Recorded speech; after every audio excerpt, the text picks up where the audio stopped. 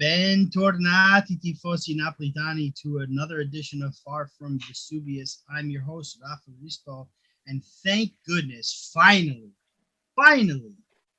I'm back with some of the OGs of the FFV today, and we are in with Dr.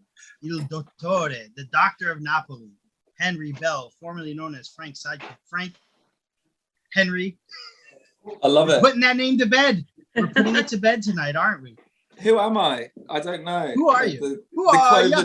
The Cloven Viscount, Italo Calvino. Yes, thank you for introducing me as my real person. Very good to see you. Lovely to be back. I can't wait to talk Napoli. To see you too. Ciao. Oh, absolutely. And it seems like even longer that I've talked to this one. The Kirsten Schlewitz. Kirsten, I mean, a book, an English language book, 100,000 words on Napoli. What is going on here? I know, it's crazy. That's why I haven't been around for a long time. But I sent in the draft to my editor about a month ago, and then I came back to the US and just hoping to hear that I won't have to cut out too much, and also hoping to add an entire chapter on the second Mr. Napoli, Sir Hamsik. So we'll see. Wow. He wants me to actually get an interview with him, but I don't think he understands just how unreachable Merrick actually is. I'm more worried about you in that situation, Kirsten. No, everyone I've said something to about that is like, you wouldn't make it through that interview. I don't think I would either. So. I don't think I would. I mean, I barely made it through the Lorenzo Insigne interview. It was amazing. But anyway, it's so great to have some of the originals back here today to talk Napoli. It is Thursday, so we're about 5 days removed from our match already. It's incredible to think, but let's talk about it. Napoli wins their first win over Venezia. I've talked about it on the rant and, on our post-match, and then again the next day with Art Morelli. But let's get, you guys' thoughts about it. Let's start with Osimhen. Osimhen looked really good. If you ask me before the card, Doctor, break it down for us. What did you think about Osimhen and his first match of the season? I think he might have had too many Kimbo coffees. I think that's I just think. Is that why they took it off the kits? I think so. No, I just think it was funny because at the time I was like, this is incredible. Like, he's pressing the goalkeeper. Spalletti has got this amazing high press and it's going to be really exciting. And then there was this little voice in the back of my head saying, is this a bit too much? And I think there is that fine line, isn't there, between being really up for the match and actually not being 100% in control of your emotions and what's going on. And I think he went too far, the other way. And I think actually I was sending out lots of messages to people saying, that's not a red card. What are you on about? But actually looking back at it, I think it is a red card. And I think, as you guys covered really well on the rant the other day, he's got to sort that out. I mean, he is young and he's brilliant and I love him. But, and I'm sure Spalletti's got this under control. And maybe some of the senior players, maybe Ciro Mertens can sit him down and have a bit of a quiet word and just work on that. So, yeah, it was disappointing, I think. And I did absolutely fear for the worst after that. I was like, oh my goodness, I can't believe already the gods are against us. Well, the league came down 2 matches, so he'll miss the match against Genoa, and they'll miss the match against Juventus after the international break. Kirsten, it looked like we were pretty good in even after Osimhen got his red. Insigne was able to rile the boys up. He was able to just clap his hands and say, "Come on, let's go! Don't let this get you down." And then Zielinski goes out with an injury, and it's like the world is falling apart in the first 35 minutes. And I had said this, on our Twitter, and I said it again on the rant. I'll say it to you. Was this one of the worst starts to a season without conceding a few goals and being down? I mean, such great, if you ask me, a couple of people you ask might not agree, but I think we have a lot of promise for this season. And right away, we lose Osimhen to a red, and we know he's going to be a multiple match ban right away. And then Zielinski goes down. Elmas comes in. But what were you thinking when this was going down? Well, as somebody who has read about nearly every opening match to every Napoli season now, I would say that it was probably, I mean, there's obviously not details for some of the very early matches, but in recent history, that was certainly the worst start to a season in terms of not, failing to win the game. But do we know how long Zielinski is out for? I've been kind of off the Twitter for a couple days. Yeah, so it was, luckily it's only just a knock. That's what I thought. They're saying it's just a muscular bruising, and he's definitely going to miss the Poland internationals. He's not going to play against Genoa.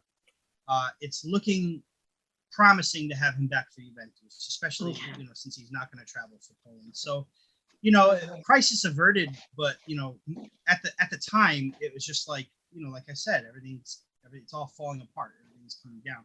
Like I said, Almas comes in, and we end the first half unscathed. We go into the second half.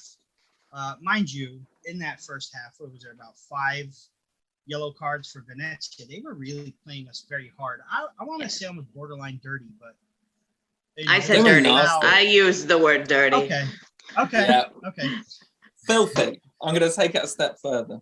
Filthy. It was, I mean, they knew that was the only way they could get to us. They're a brand new team coming into Serie A. They had a red card and took out one of our best players, and they still knew they were being outplayed. So that was all they could do, was try to be as filthy as they could.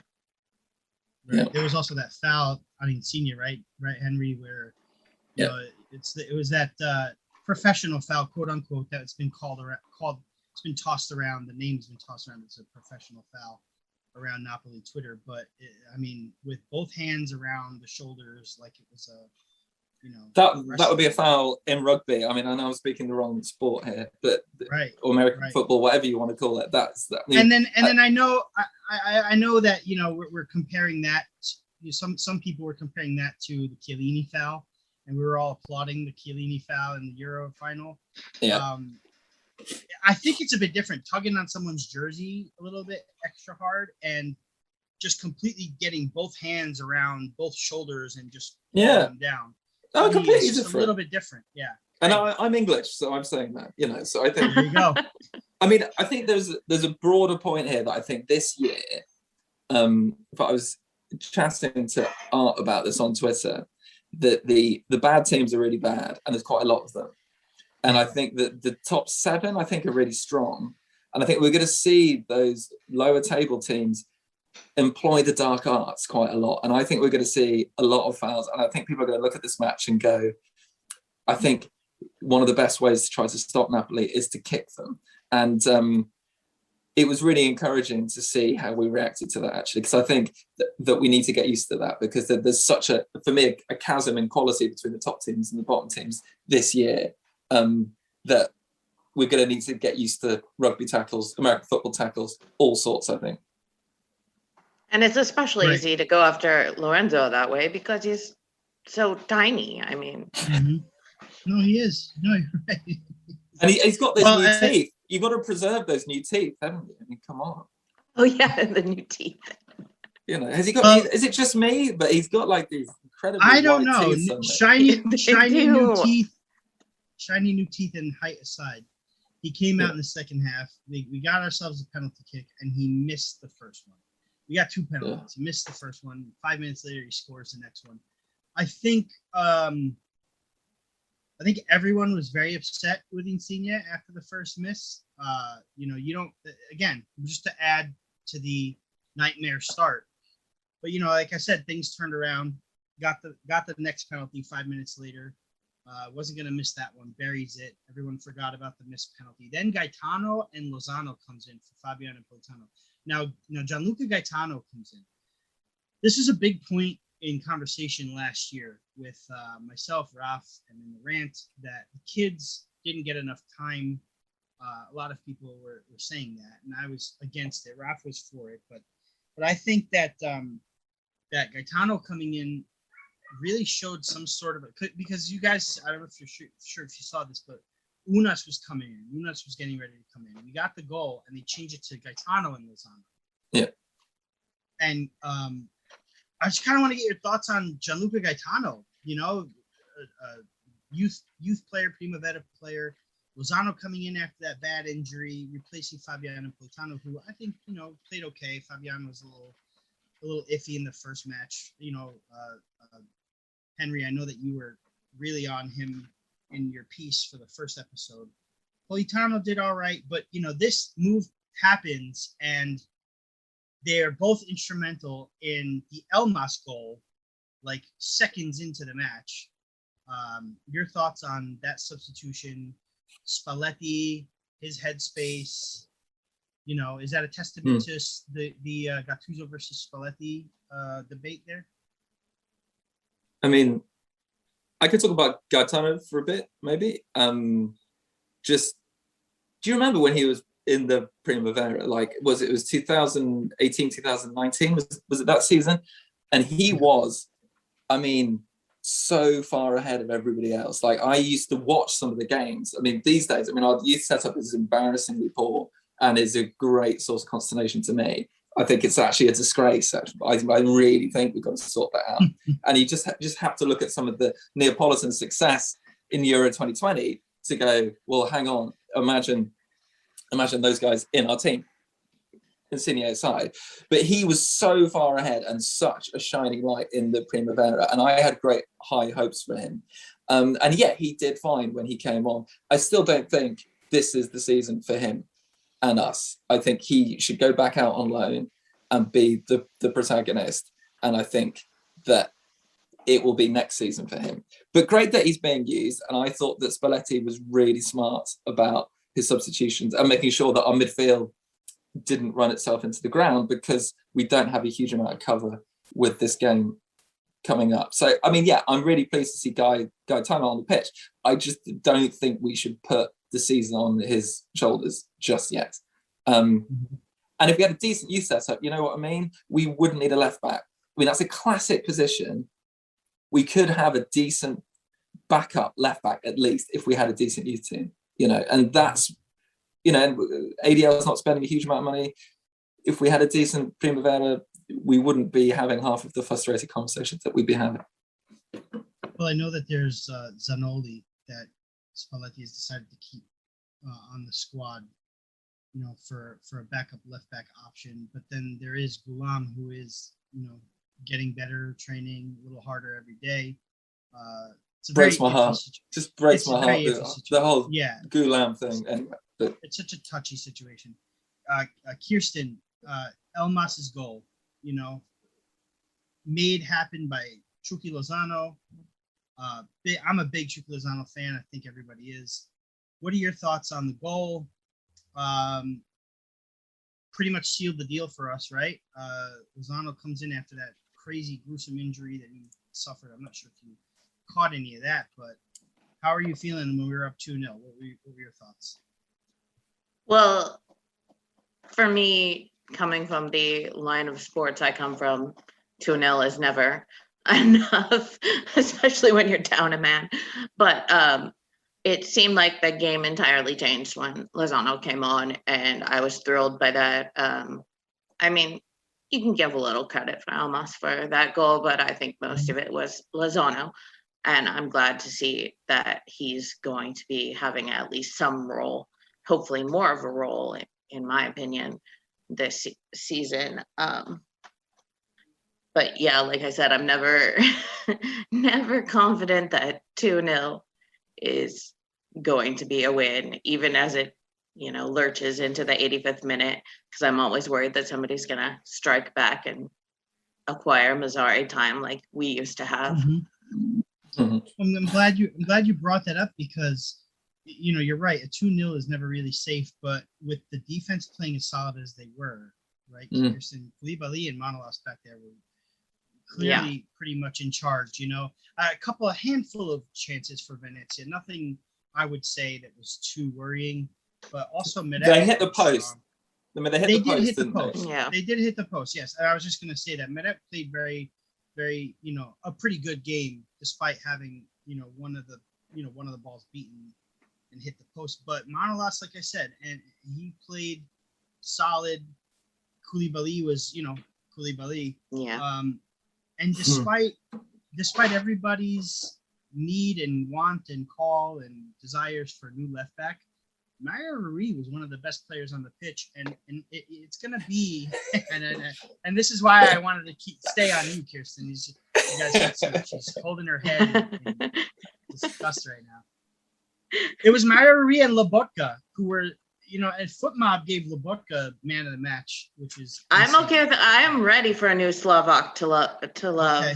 So yeah, I know you are. I'm attaching myself to him. Matic. That's right. Yeah. But what are your thoughts on?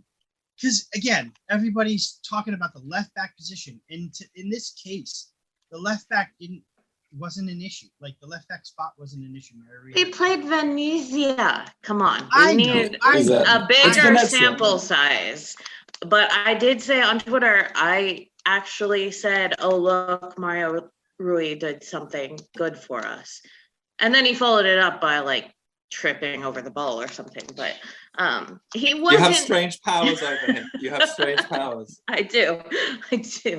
I mean, no, he was not the worst. But like I said, I still feel we need a better left back to be a top four. Well, not necessarily to be a top four, because like Henry said, there's like 7 in the league and we only have to top 3 of them. But to really be a competitor, I don't think he's there. And I mean, he's had enough time to learn about things like discipline and control. We can give that to Osimhen a little bit less experience in that. But I still feel like Mario Rui once he does something bad or the other team does something bad, that he just loses a little bit of his discipline, and that's what makes him dangerous. And I don't know, maybe it's because I see him through the opposite of whatever rose tinted glasses are, but I gotta have a couple more good games from him to really say, okay, yeah, he's a good enough left back to carry us to where we want Napoli to be. It's a fair point. Fine as a backup, I think. He's a backup left back. Yes, he's a backup. He's not a protagonist. Such a shame that Gulam got hurt. I mean, he was such that wonderful half a season when he was, and he's obviously such a great person as well. Yeah, he is. Can I briefly return? Dropping. Yeah, go ahead. Yeah, just Elmas, because I think it was really encouraging to see him, and I'm a big fan of his. Not just because he looks almost exactly like Jess from Gilmore Girls, but that. Oh my gosh, he does. Sorry. yeah, which is a great show. I mean, one of the all-time great shows. But he is versatile. He can play on the left. He can probably play in a 10. I'm not sure about him right in the middle of the park, but and I think that he needs to score more goals. And I thought his goal was so well taken, really intelligent how he took it at a different angle to where the keeper was expecting it.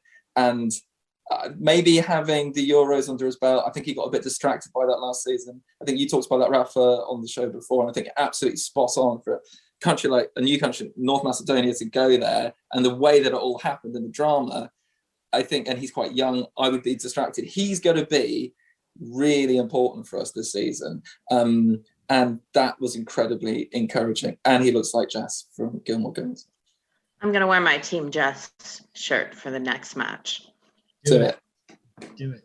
Real time in the Elmas has a goal against Germany, a winning goal against Germany in World Cup qualifying for North Macedonia. He's one of only 3 players in history to ever achieve that feat, mind you. That was only Germany's only 3rd defeat, in World Cup history. So, he's with Michael Owen, another Portuguese player that's cannot remember, Carlos Manuel, and Elif Elmas are the only 3 players in history to achieve a game-winning goal against Germany in the World Cup qualifying. Spectacularly random collection of players there, Raf. I love it. Yeah. Exactly. Well, I looked that up last year when he did that, because I said to myself, Germany never loses in World Cup qualifying ever. So I went back and checked it out, and I could not believe it. It's like that's one of the more underrated statistics I think I've ever seen in my entire life. Love it. And we've got him in our midfield this year. And Ralph Pizarro is a very big fan of Elmas, so we'll be watching him quite closely. So back to Manolas really quick, because he played, and Unas was planned to feature by Spalletti, despite transfer rumors. The Manolas and Unas transfer rumors keep growing, a little bit more. But the offer for Manolas seems so steep. I mean, they're asking for, they're saying the reports are Olympiacos wants him for 5 million, and De Laurentiis won't let him go for less than 15 when they paid 36 for him 2 years ago. Yeah. I don't feel like that's a realistic target, price for him. I think De Laurentiis wants to get his money back at least if he's going to let him go. So I don't really see that happening. And but Unas definitely said he'd like to go to Marseille, and there's a possibility that he'll go. What are your thoughts on that? We get the win, they play, they're about to feature, what have you. Team looks pretty strong in the win despite being down. Insigne rumors. Is he going to resign? Is he going to leave next season? Yada, yada. They continue to go. I mean, I think as long as the transfer market is open, these things are going to happen. These rumors are going to be around. But what are your thoughts, Kirsten? I'll start with you. What are your thoughts with Insigne? Pretty much all the rumors. What are your thoughts? And we've only taken in one player from the transfer market, Juan Jesus, who is, Spalletti recognizes as a good player, but no one else on earth does. What are your feelings about this Mercato this season? I think that we've seen some seasons in recent Napoli history where that's actually happened. We'd have had a pretty, I wouldn't say stable Mercato, that doesn't make sense, but keeping the team stable seems to be the goal. And after all the upheaval that seemed to occur with the pandemic and everything like that, and now we've got a new coach, it seems like Spalletti knows what these players can do. He knows the tactics that he wants to follow, and that for the most part, he's got who he wants in those spots. So I'm not that afraid of us not getting anyone else except for a left back, as always. As for Lorenzo, I think they use his name because it is the biggest Napoli name that will make headlines. It's clickbait. We know, just as we knew right up until Hamšík left, that they were using his name for clicks as well, because he was one of the famous Napoli names. Insigne has even more clout behind him in terms of that after being a Euros winner. So they want to say, oh, he's so big now, he'll leave Napoli. Why would he stay at Napoli? Napoli is not a big club, blah, blah, blah. Yeah, we are a big club. He wants to get us more silverware, and he wants to be in his home. He loves Naples. So at the risk of jinxing this, I'm going to say to all the Lorenzo rumors, and you guys can deal with the other ones. Yeah. I mean, why leave the agent, the super agent, whatever his name is? I mean, he left him, last year? He separated? Oh, Raiola, yeah. Mm-hmm. Yeah. Mm-hmm. And then leave. That doesn't make any sense. I mean, we don't know what's going on, but just looking at him on the pitch, he just doesn't look like someone that's going to leave. I mean, we just don't know. And got so many ties to Naples and Napoli. I think perhaps even if he wanted to, I think it would still be quite difficult for him to go, to be honest. So I think I really can't see that happening. As I said I did that bit for the show before, I still think we need a central midfielder. I don't think it's going to happen. I think it's a weird COVID thing, and unless you're owned by an oligarch with a terrible human rights record, you're not going to be buying players. And to be honest, I'm okay with that. I like the fact I support a team that isn't owned by a regime that is doing awful things in other places around the world. So I mean, that's my personal opinion. So I'm quite happy to consolidate, but seeing Mario Rui starting still kills my soul ever so slightly. Okay, but do you think maybe Spalletti and his tactics and his approach could help fix the Mario Ruiz situation? You know, I mean, he said himself that he's happy with what he's got, and a couple of additions wouldn't hurt. But overall, he came in saying that he likes the team that he has. So, I mean, if that's going to include Mario Ruiz, maybe Spalletti has a way to fix that. You know? I mean, we looked more lopsided towards the right. Did you notice that? Yes. Usually I did notice that. And I think sort of underrated thing, the way that Di Lorenzo and Politano play together. They have a really good relationship. There's some really good moments last season as well, and that carried on today in the last match. And Di Lorenzo was getting further up the pitch. Obviously, come back from somewhere incredibly confident, and perhaps the left side is going to be a bit more defensive, which I don't know. Maybe Mario Ruiz could get, but then go back to what Kirsten said, and it's like, do you want him making tackles in the penalty area? I mean, he's a bit of a liability, isn't he? So, I mean, you know me, Raffa, I'm always optimistic. I'm a fan of Spalletti, but I think we're being very rose-tinted to be like, our left-back situation is okay. Because it's not really. But it wasn't a problem. After Juventus, ask me again, Raffa. Yeah, let's talk about it after Juventus. That's for sure. All right, so I'm going to go to our Ask FFV. I put this out there a couple of days ago. We didn't get much, guys. Come on, get in, ask the questions. I know we have to get acclimated. We're back. Far from Vesuvius is back, and but you know, get in there. Chris Kelly, the OG. Hey, Chris representing Kelly, Yorkshire Napoli. Yes, the real drip king of Napoli. Never mind me and Francesco. He's the real drip king. So he comes in, and Kirsten, this is going to be hard for you, okay? Maksimovic playing against his former teammates so soon, good or bad thing? This is in reference to our next match against Genoa, where Maksimovic has reportedly agreed to a deal with Genoa after wanting to stay with Napoli. That wasn't going to happen. He left on a free. Looks like he's going to go to Genoa for a season at least. I don't know if he'll play, but yeah, might as well ask the question. How do you feel? I think if he plays, I'll be sad. As everyone who listened to this podcast back when I had an actual voice on it, I was all Mac all the time. I was really rooting for him, but he never really quite found his home he might have found his home in Naples, but he didn't find his home in Napoli. He just was too fragile at the back. He'd have a great game one day, and then he'd have a horrible mistake in the next one. The next one that he managed to play anyway. So I guess, as hard as it is to say, we'll be hoping that if he does play, which I don't think he will, that'll be too quick. If he does, that we're hoping he has one of his off days. And I think just the pressure of being up against a team where he wanted to stay and he wanted to impress and he wanted to have that chance with a higher side would be enough to force him into making one of his not so rare mistakes.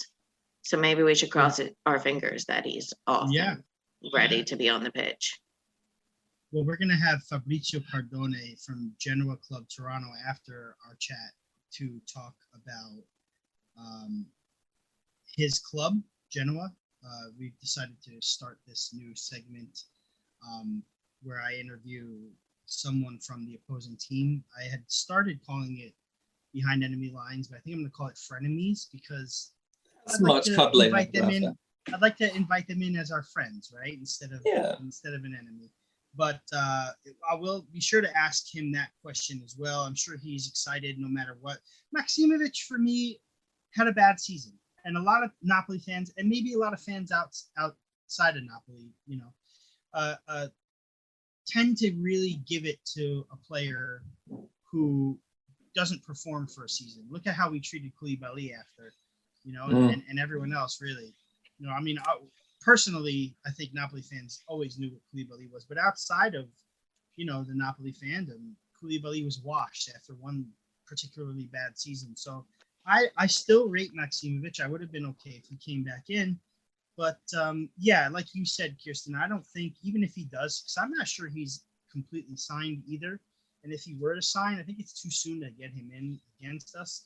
But it was an interesting. So they can really do with the help, Raf, at the back. I mean, well, they could, and that's Yeah. another thing. Yeah, we're going to talk to him about that too. I'm going to ask him too, because they brought in like 4 or 5 center backs, and I haven't seen a single one of them utilized yet. So they were so bad against Inter, man. They were so bad. Yeah. It's a beating against Inter. So I guess my next question is, what do you feel about Genoa? Like, how do you guys feel we take the approach? Because now, like I said, we don't have Zielinski, we don't have Osimhen. We've got Petagna on the bench. We've got, so far, we still have Unas on the bench. We have Elmas, where we know he could do.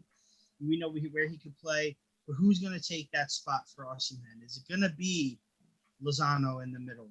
Is it going to be a 4-3-3 where Lozano plays a false 9? Because we know Spalletti can do that. Is it going to be where Elmas is more central, or maybe shift to the left and make Insigne more central? There's a lot of options. And we mentioned this on the rant too, that this is a good time with Art, that this is a good time to kind of tinker with this, because it's right before the FIFA break. It's right before the Juve game as well. And we can afford to do this on the heels of a win. We can afford to take this time to tinker with our lineup. Doctor of Napoli, how do you see us approaching the Genoa match? What do you think? I think it's going to be, well, it's hard to predict because we've got a new mister, haven't we? And I think, I know what I would prefer, which is I'd like to go back to 2005 Spalletti at Roma and let's wheel out the false 9, because Genoa looked just so bad at the back, and maybe after they got their spanking from Inter, they're going to come back and be a bit more solid.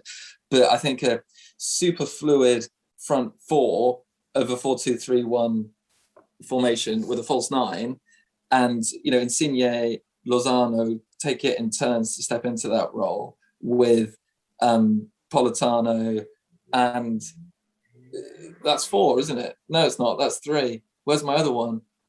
Elmas, in that 10, and Elmas can play on the left as well. So you've really got those 4 players. You can't see what I'm doing with my hands here, but you've really got players, really, apart from Politano. I think even Politano can shift around a bit, can completely shift around that front 4 and just confuse the absolute hell out of a pretty average Genoa team. And they still have Goran Pandev. I love you, Goran Pandev, but if you're still relying on him now, that's not a great sign. So that's what I would like to see, and I'd like to see us really approach it with that kind of, we're not supposed to like Roma, and for good reason, but there were bits of that Spalletti, Totti as a false 9 with De Rossi and all that I did really enjoy watching, and I think this is an opportunity to really do that. It would be sad. I don't think Petagna is a good enough player for Napoli, and I think it would be a shame to just stick the big man up front and hoof some balls in towards him. I think it's an opportunity to be creative and maybe go one better than Inter to really lay a marker down. But that's asking for so much trouble, and now it's all my fault if we don't do very well. Sorry, everyone. Yes, because Spalletti is definitely listening to this right now, and we'll take care of it. You never know. He might be. Hello, mister. Yeah. Hi, ciao. Chris actually asks again, keep Manolas and Unas and sell Petagna, and bringing that up because what you just said, Doctor. Should we just sell Petagna and go with Osimhen and possibly Lozano in his place as a backup? Let's not forget we're getting Mertens back pretty soon too. But what are your takes on that, Kirsten? I'll start with you. What do you think? Well, I mean, I hadn't really even considered that, so you're kind of blindsiding me there. I should have looked at the Twitter questions beforehand, but well, I like what the good doctor said about. I worked very hard for my PhD, so it's very good to hear me being called a doctor. Well, so Petagna, rubbish, get rid of him. No use for him? I would very gladly just get rid of him. I mean, okay. I would assume we're not paying him not very much or anything like that, but I don't worry about the Napoli books our books are usually pretty solid. So in terms of that, doesn't matter that much. Just I don't want to see the big man up front unless we're bringing back Cavani. We're back here again. I love it. We'll never stop. No, I just like to slip his name into every podcast that I participate in. Well, Cavani is still my favorite player of all time, so I can't help but cheer for United when Cavani's on it. You know, It's I'm hard, I'm definitely not a United fan at all, but you know, when Edinson Cavani is playing, it's different. I keep getting all these messages from some of my friends in England who support Man United telling me about how good Cavani is. It's like, yep, known that for a little while now. Thank you. But yeah, I think the only argument to keep Britannia is that we'll do a lot of work on the training pitch to have a focal point in attack, which is what Osimhen gives us. But Osimhen does it in such a different way. I mean, you know, so, you know, they are actually very, very different players. They're both tall, but you know, so the only argument to keep them is that some of that work, if you lose Osimhen and you bring on Britannia, then, you know, you can keep working. But it's interesting that he didn't come on. I mean, to me, it's not the same. Like, I know that Osimhen is tall, but I don't think of him as like the big man up front because he just seems so much more agile and so, I guess more able to read the game and not just someone that in the English style you thump, the old English style that you just thump up balls to and just hope that he's right in front and able to let it bounce off him into the net. I totally agree. I mean, Osimhen is a super intelligent player, like in terms of his movement off the ball, what he does to get other players into positions. I mean, he's wonderful, yeah. Whereas Britannia, you know, he should sign for a Tony Pulis side, you know. If Tony Pulis comes out of retirement, he should go there. Well, that was harsh. I'm sorry. Please don't beat me up, Britannia. You're much bigger than me. So our last question, and I'll get this in, is from an Instagram follower. Patrick McRae at PattyMac1986 asks, can we discuss how nervous we should be whenever Insigne lines up for a free kick? My gosh, ever since he bricked the one against Fiorentina, he asks, I don't remember if it was the one against Fiorentina, I've been nervous. Also, although he did put in the rebound, I'm not sure where he was going with this one. He lined up for about 3 or 4 free kicks and it hit the wall all the time. But I mean, Insigne knows how to take free kicks and score them. So, you know, I don't think I'm as nervous as him setting up for one as maybe like I'm not nervous for him to set up for one. I know I'd probably rather have Mertens taken them, but he wasn't an option for the game. But I'm okay with Insigne taking free kicks. I don't know about you guys. I was nervous when it looked like Mario Rui was about to take a free kick. That's what made me nervous. Absolutely. I was about to say that. I mean, I understand that. I understand that. But Mario Rui did take a free kick and assisted a match winner last season where Bakayoko scored. I think it was against Udinese last year on the road, I believe. Yeah. He scored a free kick for us once as well, didn't he, Mario? But it's so cute. I believe he did. He's got one, yes. Isn't it cute seeing him standing next to Insigne, like looking like he's going to take the free? It's like, no way no. you're like, ever going to take this free kick. No one in the opposition is going I'm sure to it's mind. Yeah. I'm sure it's a mind game with the wall. I'm pretty sure that's which I'm pretty sure. I don't think the walls. Yeah, the walls. Not the ball wasn't that for scared, it. You don't think? All right. Even though they were Venezia. Yeah. No, but are you? Well, listen. Yeah. No, go ahead. I'm sorry. Go ahead. I think that Chiro is the guy to take off free kicks. Oh, sure. Yeah, once he comes back. Well, it might only have been Venezia, but in the past we probably would have dropped points. We don't. Good point. Really good point. We're up. We're up 3 points to start the season, which is great. We should expect another 3 against Genoa. Let's hope. Let's not jinx ourselves. But the reality is Genoa were so bad. Inter made Genoa look like, a Serie A cheat team. And sadly enough, they made Sirigu look like he did not come back from the Euros and won a European Cup.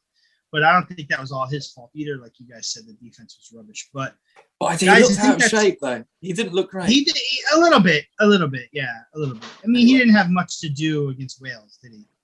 I live in a half Sardinian household, so I can't be rude about. No, you cannot. No, you cannot. It's incredible to think that Sirigu and Marchetti are their keepers. They've each got one match in the World Cup game within the Buffon era, which is pretty crazy too. That's another. Raffa, you're full of stats tonight. This is I can't. I love Listen, it. I did my prep for our guest, Fabrizio, but that for some reason jumped right out at me. Like before I even got to look anything up, I was like, oh wow, Sirigu played in the World Cup. So did Marchetti. That's pretty crazy. And then upon looking up stuff for Genoa, I found that. I was like, oh, okay, that confirms it. I was right. But yeah, I mean, it's cool. It's cool, but they're just on the wrong team. That's all. It's really hard. And they're our Gemelegi, aren't they? They're supposed to be our friends. Wait. They aren't anymore. Go ahead. I want you to bring this. So let's talk about this because our friend Fabrizio really would only rather talk about current Genoa stuff. Let's talk to you then, Kirsten. What is going on? Why is Genoa and Napoli?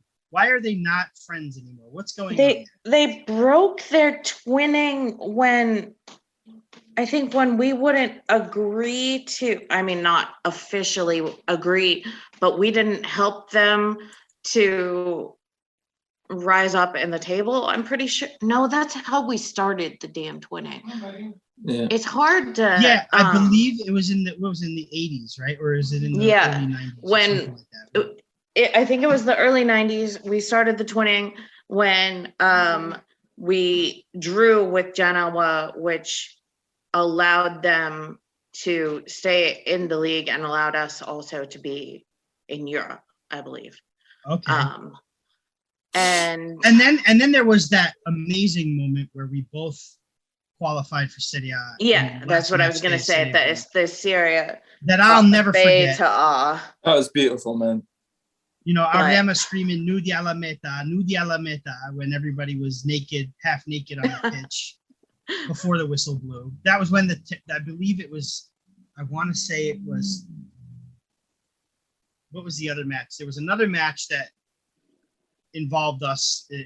Something had to go the same way. I think it was Triestina and I don't remember who else, but it was a match that had to go our way, and that match ended before ours did, and the pitch was invaded. They were stealing our clothes.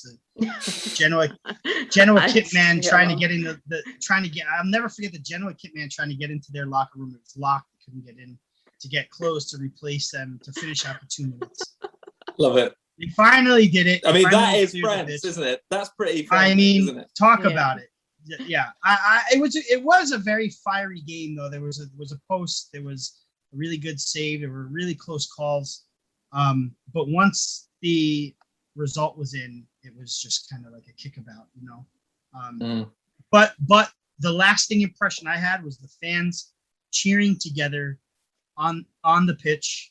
Genoa and Napoli fans hugging, taking pictures together. Genoa fans hugging Napoli players, vice versa. The two managers, who sadly was Gasperini, I can't stand, with Eddie Rea, celebrating the dual promotion, senza playoff, tutti in a senza playoff. I'll never forget this, never. And now apparently it's over, right? I mean, yeah, it's only been over for like 5 years. I'm pretty sure at the most, and I think most Napoli fans didn't actually get that memo. I know it was Genoa that broke it off, and I can't remember though. This is so silly because I researched it like 3 times. It was difficult to find. Well, if you want the inside, if you want the scoop, just wait for the book. Do we have a title yet? Yeah, it's More Than Maradona: The Life, Death, and Rebirth of Napoli Football Club, because it wasn't always SSC Napoli. So that's right. That's a good title. Right. I like that. I love it. I cannot wait. Well, I mean, everything out there is about Maradona, and of course, as Napoli fans, we love Maradona, but we'd like to know more about our club, the wider club around Mm. him. And even So, even when Maradona was playing, you know, there was Yeah. other people in the team doing cool stuff. I mean, not as cool as what Maradona did. So. And you know, I wouldn't be surprised, Kirsten, if it was so difficult to find this in Italian, you know, much less in English. Obviously, it's impossible to find it in English. But to the research that you've put in, and I know you interviewed me over a year ago to talk about my experiences with my father in the club. But the amount of research that you must have had to do is insane to get a book in English about it. Because like I said, it's probably almost impossible to find something non-Maradona in Italian even. yeah, there's a really thick book, but it's at least like 15 years out of date. I know, I think it's from the 90s. And of course I couldn't get the book. So I'm just like reading excerpts from the book. And the club wouldn't cooperate. So I didn't get to use their history. I mean, I would send them specific questions like, I found this discrepancy between this and this. Can you correct it? No, nothing. So they'll have to live with it if I make a mistake. I covered my ass. Listen, it's all good. The history of Napoli in English. Look for it, guys, everywhere. Whenever you And I will look up that twinning thing and get it on our Twitter before the Genoa game. Please do. Please do. Well, guys, that's going to wrap it up. I really, really appreciate you guys coming back in.